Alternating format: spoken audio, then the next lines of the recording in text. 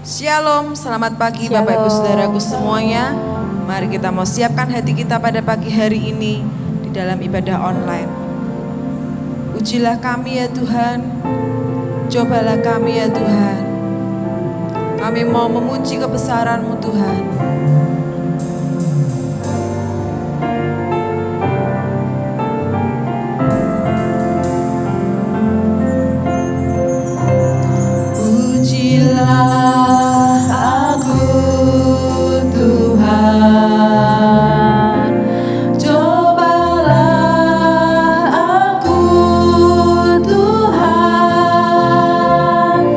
Selidiki batinku dan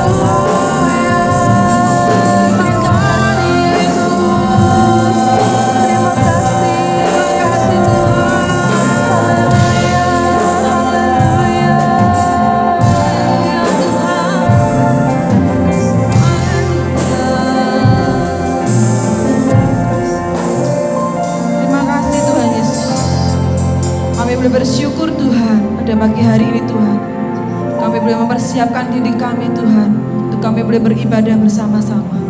Terima kasih buat kesempatan Tuhan, kesempatan yang sudah Tuhan berikan buat kami Tuhan. Meskipun kami Tuhan masih lewat ibadah online, tapi kami percaya Tuhan, ini semua karena anugerah-Mu ya Bapa. Terima kasih Tuhan Yesus. Berkati Tuhan ibadah pada hari ini Tuhan, dari awal sampai akhirnya Tuhan. Biarlah Tuhan lewat pujian, penyembahan yang kami naikkan Tuhan, biar itu semua untuk memuliakan nama-Mu saja. Terima kasih ya Bapa. Kami sudah berdoa dan boleh mengucap syukur. Haleluya. Amin. Ada sukacita pada pagi hari ini? Amin. Amin. Mari kita mau bersorak-sorai memuliakan nama Tuhan. Haleluya.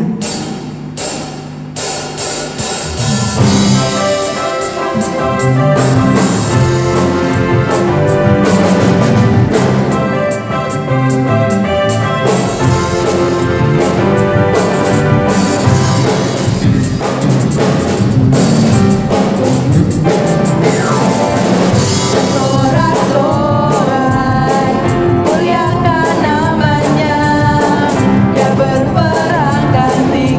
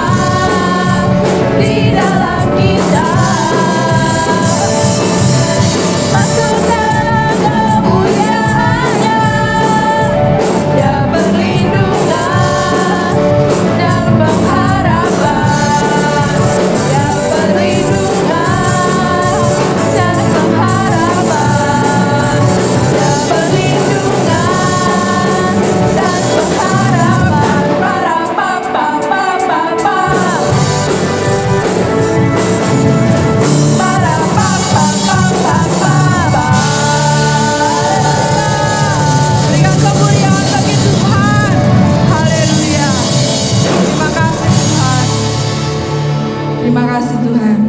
Saat ini Tuhan, kami mempersiapkan diri kami. Kami mau mendengar kebenaran firman-Mu ya Bapa. Siapkan hati kami Tuhan. Bukalah hati kami ya Yesus. Kami mau dengar-dengaran akan firman-Mu ya Tuhan. Ajaiblah Kau Tuhan. Kau penuh kuasa. Kau sanggup memulihkan keadaan kami ya Tuhan. Haleluya.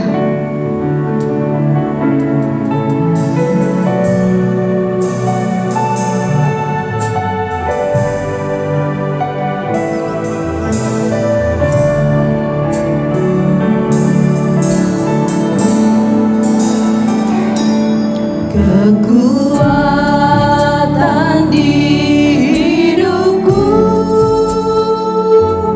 ku dapat dalam Yesus.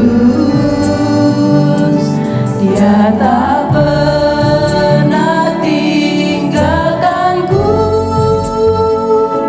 setia menolongku. Berseru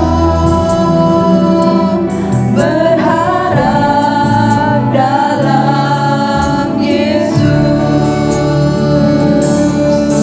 Kau kekuatan kami ya Tuhan. Kekuatan di hidupku, ku dapat dalam Yesus. Dia tak pernah tinggalkanku,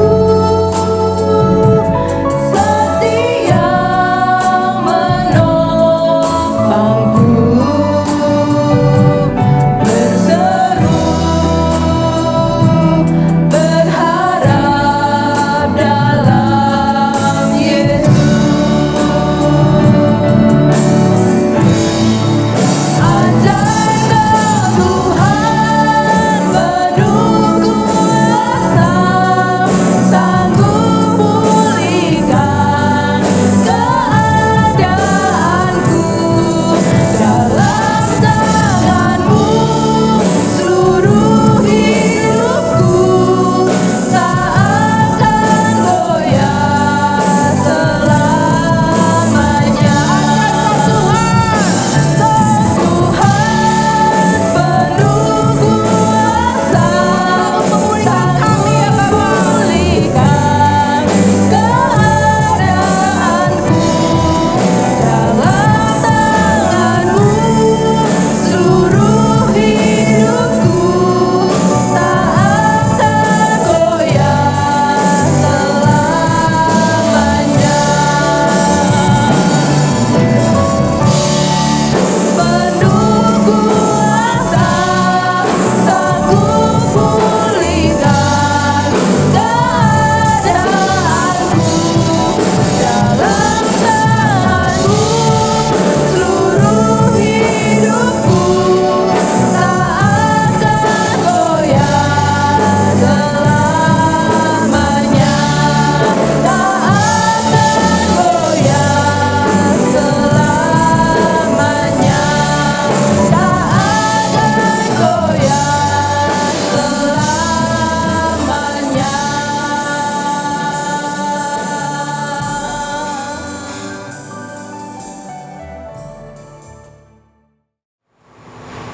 Sidang jemaat yang dikasih Tuhan, selamat pagi. Bersyukur kalau hari ini kita boleh bersama-sama bertemu meskipun secara online. Kita akan bersama-sama merenungkan kebenaran firman Tuhan di bawah satu tema Waiting in Joy, menunggu dalam sukacita. Kita akan merenungkan bagian firman Tuhan dari Mazmur 126. Kita akan membaca keseluruhan ayat dari Mazmur 126 ini. Nyanyian ziarah.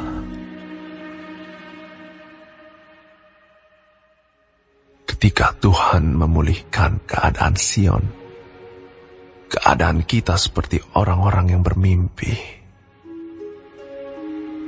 Pada waktu itu mulut kita penuh dengan tertawa, dan lidah kita dengan sorak-sorai. Pada waktu itu berkatalah orang di antara bangsa-bangsa, Tuhan telah melakukan perkara besar kepada orang-orang ini. Tuhan telah melakukan perkara besar kepada kita. Maka kita bersukacita. Pulihkanlah keadaan kami, ya Tuhan, seperti memulihkan batang air kering di tanah Negev.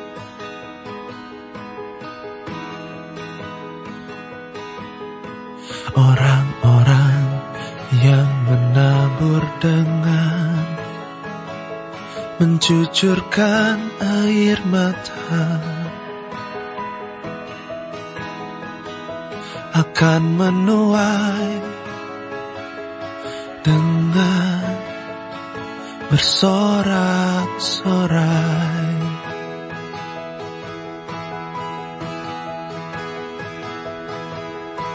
Orang yang berjalan maju dengan menangis sambil menabur benih,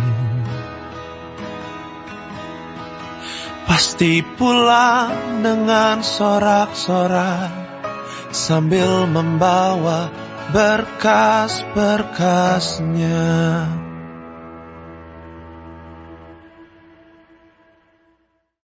Amin. Mari kita berdoa.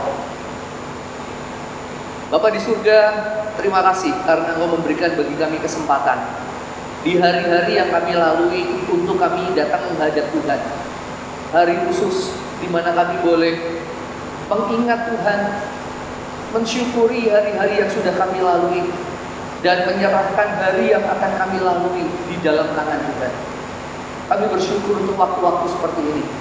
Dan kalau kami mau merenungkan bagian firman Tuhan, kami berdoa supaya Allah Roh Kudus mari berbicara bagi kami, menolong kami mengerti bagian firman Tuhan, sehingga kami hidup dituntun oleh firman. Di dalam nama Tuhan Yesus kami berdoa. Amin. Saudara-saudara sekalian, menunggu adalah sebuah situasi yang paling tidak menyenangkan.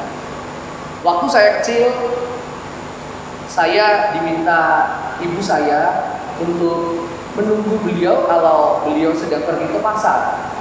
Dan ibu saya selalu ketika akan meninggalkan saya bertanya kepada saya, mau saya belikan koran? Maksudnya adalah supaya dalam waktu saya menunggu, saya bisa sabar. Karena ibu saya juga sabar menawar gitu ya. Beberapa ibu-ibu sangat sabar menawar sehingga yang menunggu rasanya menjadi tidak sabar. Yang menunggu sepertinya memang menjadi sebuah hal yang tidak menyenangkan bagi kita. Bapak Ibu Saudara sekalian, padahal kita tahu bahwa hidup ini ada kalanya dan sering kali penuh dengan situasi menunggu. Kalau kita mau makan pohon mangga, buah mangga maksud saya, buah mangga dari pohon yang kita tanam sendiri, maka kita harus menunggu. Kalau kita ingin pohon kita berbunga, maka kita harus menunggu. Bahkan waktu kita dalam kandungan mama kita, orang tua kita menunggu. Dan kita sadar hidup ini penuh dengan menunggu, dan menunggu. Cuman Bapak Ibu sekalian, kita juga tahu, meskipun kita sadar dan kita melihat hidup penuh dengan menunggu, tetapi menunggu selalu tidak menyenangkan. Bapak Ibu sekalian yang dikasih Tuhan, kalau kita bicara soal menunggu, dan hari ini kita mencoba merenungkan sambil kita merenung dan memikirkan kita menunggu kapan situasi COVID ini berlalu. Kita menunggu kapan kita bisa bersekutu bersama-sama kembali. Kita menunggu kapan saya bisa bertemu dengan Pendeta Kurnianto Laksono dengan situasi yang aman, berhadapan-hadapan bercanda bersama. Kita menunggu kapan saatnya kita ke gereja dengan rasa tenang, Kita menunggu kapan saatnya kita bisa main bersama dengan teman-teman kita, mungkin makan bersama di sebuah tempat atau main di sebuah tempat dengan situasi yang tenang. Kita menunggu dan menunggu. Dan dalam situasi menunggu seperti itu, kita merasa itu tidak nyaman. Itu sesuatu yang wajar Bapak Ibu sekalian. Nah, kalau kita membaca bagian firman Tuhan yang tadi kita renungkan, kalau kita membaca Mazmur 126, situasinya sebetulnya adalah situasi yang juga menunggu dan berharap. Kenapa demikian Bapak Ibu sekalian? Mazmur 126 adalah mazmur yang ditulis ketika bangsa Israel pulang dari pembuangan. Mereka lama berada di pembuangan, mereka kembali dari pembuangan. Dan saat mereka kembali dari pembuangan, mereka menemukan situasi tanah yang mereka punyai itu tidak karuan. Rumah mereka yang sudah mereka tinggalkan itu hancur berantakan. Lalu mereka lihat kampung yang mereka tinggalkan tidak karuan. Mereka melihat juga bagaimana orang-orang yang ada di situ tingkah lakunya juga tidak benar. Orang-orang Israel yang tidak ikut dalam pembuangan, yang tidak terangkut dalam pembuangan, mereka berjuang ketika mereka ada di tanah itu sendirian. Mereka terpaksa harus hidup seperti bangsa lain. Mereka hidup seperti gaya hidup bangsa lain. Bapak Ibu sekalian dikasih Tuhan, beberapa dari mereka mencuri, merampok dan lain sebagainya. Dan itulah yang terjadi. Dan dalam situasi seperti itu, orang-orang yang pulang dari pembuangan, mereka melihat kenapa tanah ini tidak seperti tanah yang waktu kami tinggalkan. Dan mereka berkata, kembali seperti tanah waktu ditinggalkan. Nah, dalam situasi menunggu seperti itulah penulis Mazmur 126 ini menuliskan Mazmur. Penulis itu mengatakan kerinduannya, harapannya, apa yang dirasakan yang menjadi sebuah kerinduan terdalamnya ketika dia menanti situasi menjadi baik. Maka dia menuliskan Mazmur 126. Terus sebab itu kita melihat judulnya adalah pengharapan di tengah-tengah penderitaan, pengharapan di tengah situasi yang tidak menyenangkan. Nah, mari kita belajar di Mazmur 126 ini Bapak Ibu sekalian. Kalau kita membaca ayat yang pertama, penulis itu berkata, ketika Tuhan akan memulihkan Sion. Kata kerja yang dipakai di sini adalah kata kerja yang akan datang. Ketika Tuhan akan memulihkan Sion. Dan penulis Mazmur ini berkata, ketika Tuhan nanti memulihkan Sion, keadaan itu seperti saatnya aku bermimpi. Itu menarik sekali menurut saya. Kenapa? Karena penulis ini mengatakan, nanti saat Tuhan memulihkan Sion, saya seperti mimpi. Kenapa Bapak Ibu? Kenapa dia berpikir ini seperti mimpi? Ya, kalau kita baca ayat-ayat selanjutnya, mimpinya bukan mimpi buruk ya. Mimpinya adalah mimpi baik. Mimpinya adalah mimpi di mana mulut itu tertawa, di mana sukacita itu ada, sorak-sorai itu ada. Itu mimpinya, jadi bukan mimpi buruk, tapi mimpinya mimpi baik. Keadaannya seperti mimpi. Aku nggak duga, aku nggak sangka, gitu ya. Nah, Bapak Ibu sekalian, kenapa pemazmur ini menyatakan demikian? Ada dua hal yang kita mau menemukan. Yang pertama adalah karena pemazmur itu tahu Allah lah yang memberi yang terbaik. Allah itu memberi lebih baik dari apa yang dia bayangkan. Oleh sebab itu dia katakan seperti mimpi. Aku berharap A, dapatnya A+. Wow, seperti mimpi. Bapak Ibu sekalian, ini sebetulnya mazmur yang menunjukkan iman. Ketika dia menunggu, ada iman yang berharap. Dan dia yakin Tuhan itu adalah Tuhan, si aktor yang membuat sesuatu lebih dari apa yang dia katakan. Kalau dia berharap A, maka dapatnya A+. Dan dia berkata, wow, seperti mimpi. Bapak Ibu sekalian, bukanlah kehidupan seringkali demikian. Kadang-kala kalau kita merenungkan hidup kita merasakan berkat Tuhan itu tepat pada waktunya. Kita merasakan jalan Tuhan itu kok ya pas waktunya. Mungkin pada saat itu saya tidak sadar, tapi ketika habis lewat saya baru ingat, kok ya waktunya pas. Andai waktunya sebelumnya tidak tepat, andai waktu setelahnya rasanya juga tidak pas. Kenapa Tuhan memberikannya pas pada waktunya? Bapak Ibu sekalian, sekali waktu saya pernah ingin sekali, itu saya pernah bersaksi di sini. Saya ingin waktu saya melayani di Solo waktu itu, saya ingin sekali punya mobil. Kenapa? Karena satu kali saya naik motor di tengah hujan, lalu kemudian ada mobil itu lewat, nggak kira-kira, gitu ya. Karena kecembeng gitu, air di jalan, lalu kemudian mobil itu lewat dan sebagian air yang ada di jalan itu pindah ke muka saya gitu. Wah gitu ya. Terus saya pikir, wah segarnya. Saya sambil pikir bagaimana kalau saya punya mobil, saya berdoa Tuhan, saya pengen punya mobil. Gereja kemudian beli mobil. Itu bukan mobil saya. Tapi saya baru sadar bahwa ternyata underdeal mobil itu harganya berkali-kali lipat dari underdeal motor. Dan saya bersyukur itu bukan mobil saya. Satu kali mobil gereja kami bawa, spionnya patah. Spion saja harganya lumayan. Saya jadi berpikir, puji Tuhan, kalau doa saya dikabulkan pada saat saya berdoa itu, saya mungkin menjadi tiba-tiba miskin. Saya berpikir, wow ini blessing gitu ya, di tengah-tengah saya sendiri. Saya yakin berkat Tuhan itu tepat waktunya. Dan kalau kita sadari berkat Tuhan tepat waktunya, maka kita kayak keterangan. Saya pengennya A, tiba-tiba di waktu Tuhan yang pas, alama aktornya, dan kita merasa, wow, iya, ini waktunya pas. Wow, ini lebih dari yang diduga. Bapak Ibu sekalian dikasih Tuhan, pemastur menyadari Tuhan itu sumber berkat. Yang pertama kita melihat itu. Yang kedua, apa yang membuat pemastur keterangan, Bapak Ibu?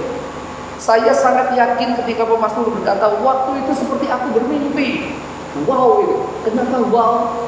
Bapak Ibu, wow-nya itu tidak lepas dari tangisan. Saya ingin mengkaitkan ini dengan dua ayat terakhir dari pasal ini, Bapak Ibu. Dua ayat terakhir itu mengatakan orang yang menabur sambil mencucurkan air mata, dia bersorak-sorai. Orang yang berjalan maju sambil menangis ketika dia menabur benih, dia waktu mengambil berkasnya, dia bercucur air mata, dan dia bersorak-sorai ketika dia membawa berkasnya. Ternyata kalau saya membaca ayat ini, saya memikirkan bahwa sukacita itu sebanding dengan tangisan yang kita lakukan. Bapak Ibu sekalian, joy itu ternyata tidak lepas dari tangisan, cry yang kita lakukan, mourn yang kita lakukan, teriakan yang kita lakukan. Kalau orang itu berteriak, menangis, bergumul, dan itu didapatkan, sukacitanya itu, wow, seperti orang mimpi gitu ya.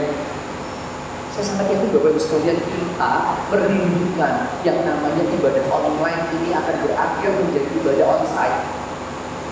Tapi siapa yang akan bersuka cita ketika ibadah onsite ini terjadi? Siapa yang akan paling senang? Siapa yang akan paling bersuka cita? Yaitu adalah kita yang menanti, bergumul sambil menangis, sambil berdoa, Tuhan, kapan ini?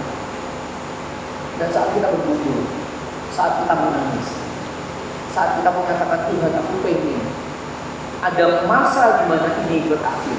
Dan ketika masa ini berakhir, kita bisa berkata, itu bersorak-sorak. Ini seperti mimpi. Ini seperti yang wow, ini lebih dari yang memimpikan. Bapak Ibu sekalian, saya membayangkan betapa sukacita itu sebanding dengan tangisan, sebanding dengan kerinduan yang muncul di hati kita. Bapak Ibu sekalian, mungkin ibadah yang onsite kelak tidak akan menjadi ibadah yang membawa sukacita. Ibadah yang biasa bisa jadi ketika memang kita tidak pernah mendoakannya, ketika kita tidak pernah menggumulkannya. Suatu saat nanti mungkin ibadah onsite kalau terjadi begitu, dan itu bisa ya biasa aja gitu ya, biasa aja. Tapi ibadah itu akan menjadi sesuatu yang luar biasa, yang wow ketika itu terjadi. Ketika kita menanti, ketika kita menantikannya dengan sungguh, ketika kita mendoakannya dengan keras, ketika kita berdoa dan mengatakan, Tuhan, aku ingin Bapak Ibu sekalian kasih Tuhan, ini berarti penderitaan yang kita alami, harapan, tangisan yang kita lakukan terhadap sesuatu, itu akan sebanding dengan sukacita yang kita dapatkan ketika harapan itu. Bapak Ibu sekalian, ada seorang ibu yang berdoa untuk anaknya. Anaknya ini adalah anak yang pintar. Dia seorang yang suka baca dan memang betul pintar, memang betul anak pintar. Anak ini bernama Agustinus. Dia terdidik, dia pintar, cuma kelakuannya nggak karu-karuan. Pada usia 17 tahun, dia sudah punya satu anak dari hubungan gelap dengan seorang wanita. Hidupnya nggak karu-karuan. Tapi yang menarik adalah mamahnya itu berdoa terus untuk pertobatan si Agustinus ini. Dia berdoa, dia bergumul, dia pengen Agustinus ini bertobat. Tahun demi tahun berlalu, sampai akhirnya Agustinus ini dipertemukan mamanya dengan seorang uskup yang bernama Ambrosius. Si uskup ini memperkenalkan Agustinus dengan gaya hidup yang baik, dengan teologi yang baik, dan itu mengubah Agustinus. Akhirnya Tuhan bekerja pada Agustinus, dan itu luar biasa. Bapak Ibu sekalian, Agustinus ini bertobat. Ketika Agustinus bertobat, dia menuliskan banyak buku-buku. Dia menjadi seorang teolog yang terkenal. Seluruh orang, termasuk kita, para orang-orang yang belajar teologi, senang ada Agustinus yang jadi berkat untuk kita semua, termasuk untuk gereja. Jadi Bapak Ibu tahu siapa yang paling senang? Mamanya. Mamanya sampai berkata begini, satu-satunya hal yang membuat saya bersemangat untuk hidup adalah aku berdoa supaya engkau bertobat, dan aku menanti saat di mana engkau bertobat. Dan betul Bapak, ketika Agustinus bertobat, mamanya ini senang. Menurut saya mamanya memang orang yang layak untuk paling senang menikmati pertobatan Agustinus. Bapak sekali kasih Tuhan, saya yakin bahwa Allah itu bisa memberikan sukacita kepada kita, dan sukacita kita akan melimpah saat kita menunggu dengan benar, yaitu menunggu dengan bergumul, menunggu dengan berharap. Bapak Ibu sekalian dikasih Tuhan, dua pokok hal ini yang kita renungkan bersama. Di dalam hidup ini Bapak Ibu, kita menghadapi kesulitan, percaya Allah bisa mengubahnya menjadi sukacita. Dan sukacita itu akan ada semakin besar saat apa? Saat kesulitan kita, dalam kesulitan kita menangis berharap kepada Tuhan, maka sukacita itu. Bapak Ibu sekalian kasih Tuhan, saya ingin menutup khotbah ini dengan tiga hal. Tiga hal yang menurut saya sebagai orang Kristen, saat kita berharap dan menunggu, maka hal itu harus kita lakukan. Yaitu apa? Yaitu melihat, memandang pada Yesus. Bapak Ibu sekalian kasih Tuhan, Yesus adalah teladan kita. Yesus menderita di dunia ini. Yesus, dia pribadi yang turun dari surga, datang ke dunia, mengalami penderitaan. Dan di dalam penderitaan, ternyata kita bisa melihat bagaimana Yesus yang menderita ini setia, sabar. Kalau saya boleh sampaikan tiga hal yang membuat kita bisa bersikap ketika kita menunggu dan memandang Yesus. Yang pertama, kita bisa belajar untuk tidak merasa bersalah di dalam penderitaan. Kita tidak merasa bersalah karena apa? Karena penderitaan kita, mungkin dosa kita, mungkin kesalahan kita itu ditanggung oleh Yesus. Bapak Ibu sekalian, ketika kita mungkin mengalami duka cita, mengalami sesuatu yang berat, kita merasa apakah ini karena dosa saya? Ketika corona datang, kita bertanya, ini dosa siapa? Ketika mungkin ibadah online mungkin diikuti oleh sedikit orang, mungkin ketika viewernya menjadi sedikit, ini dosa siapa? Kita boleh bertanya-tanya. Tapi Alkitab mengingatkan kita bahwa sesungguhnya ketika kita mengalami penderitaan dan kita bergumul apakah ini dosa saya, kita ingat ketika kita memandang Yesus, dosa kita sudah ditanggung oleh Yesus, beban kita sudah ditanggung oleh Yesus. Oleh sebab itu kita tidak merasa bersalah.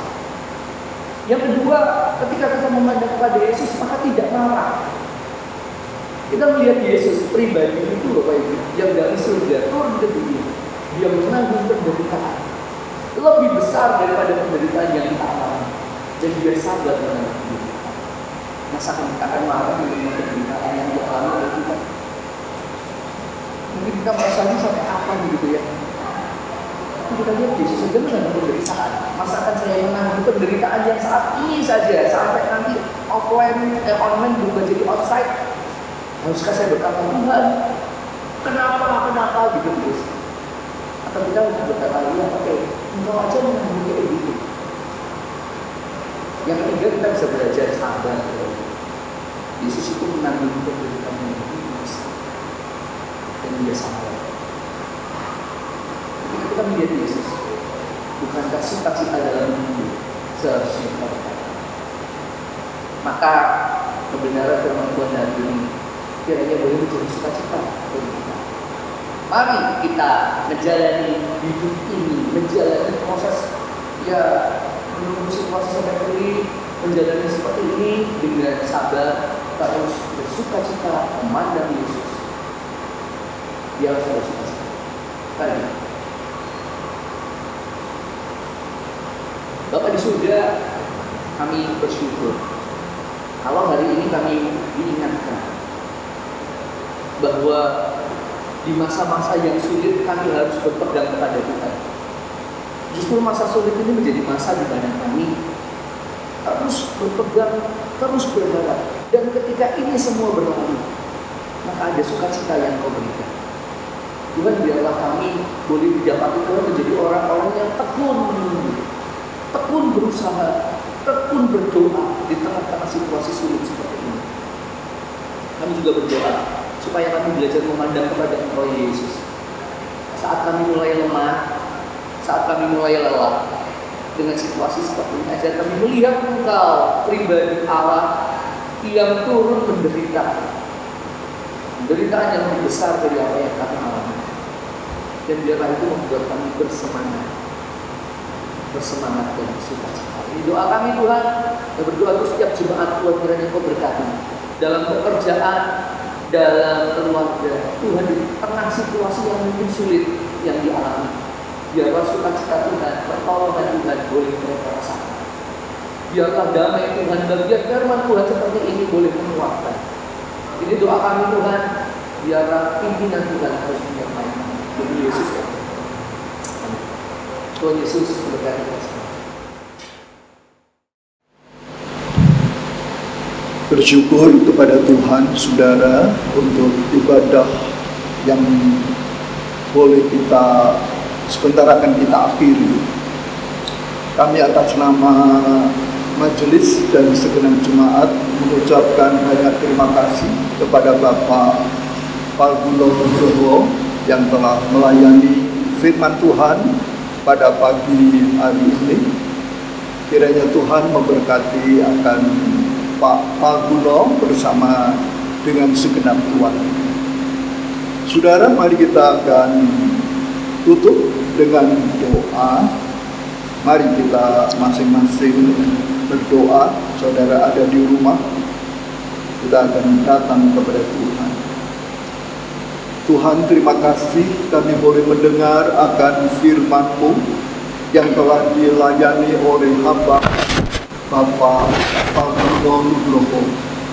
Tuhan akan pimpin dalam seluruh kehidupan bagi Pak Palgulo bersama dengan segenap keluarganya. Pimpin juga di dalam seluruh pelayanannya. Terima kasih untuk saat ini kami boleh mengikuti akan ibadah walaupun secara online.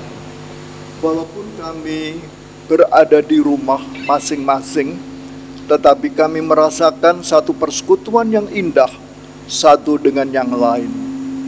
kami mengucapkan syukur. Kami percaya Tuhan, Tuhan pun ingin supaya hidup kami boleh menjadi hamba-hamba yang setia.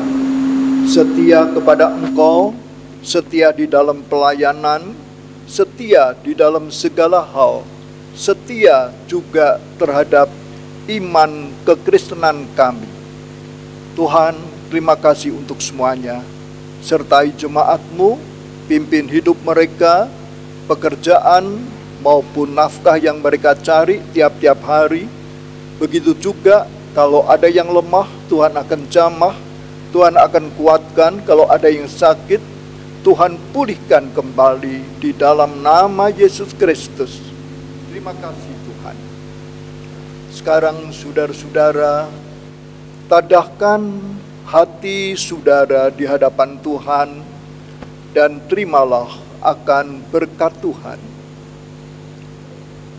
Anugerah Tuhan Yesus Kristus, kasih kesetiaan Allah Bapa di dalam persekutuan dengan Allah Roh Kudus, kiranya beserta dengan saudara-saudara sekalian dari sekarang ini sampai selama-lamanya, sampai pada waktu Tuhan Yesus Kristus datang untuk kedua kalinya. Amin.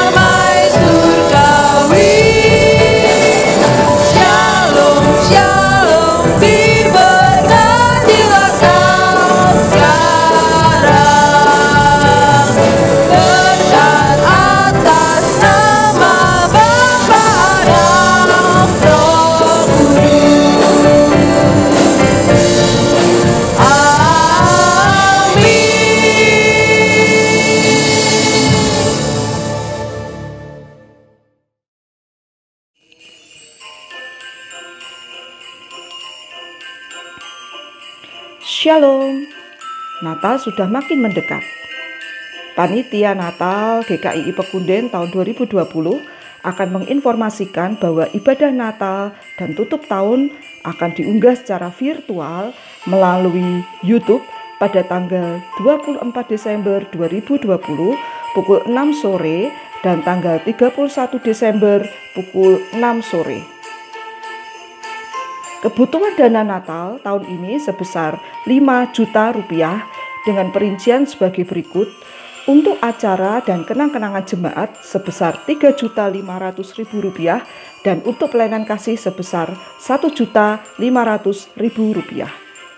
Mari sisihkan berkat yang Tuhan sudah berikan untuk kita untuk mendukung kegiatan Natal pada tahun ini. Masukkan persembahan saudara di amplop dan beri tulisan untuk Natal. Sedangkan persembahan untuk pelayanan kasih juga bisa dimasukkan di amplop, lalu kemudian diberi tulisan untuk pelayanan kasih. Persembahan dapat dikirim ke gereja atau dititipkan pada Ibu Livi atau Ibu Yuli atau ditransfer di rekening yang sudah disediakan. Mari saudara, kita alami berkat dan sukacita Natal di tengah pandemi. Tuhan bersama kita. God is among us. Shalom.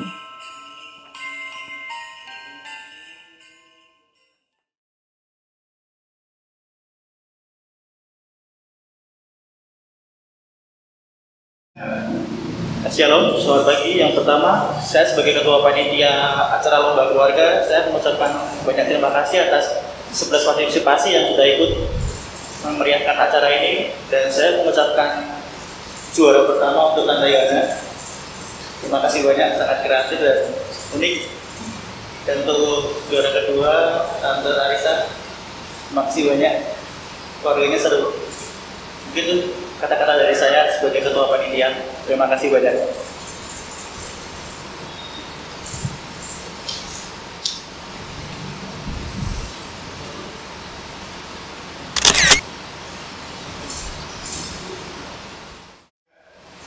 Itu adalah juara kedua dari Tante Lestari. Selamat Tante Lestari.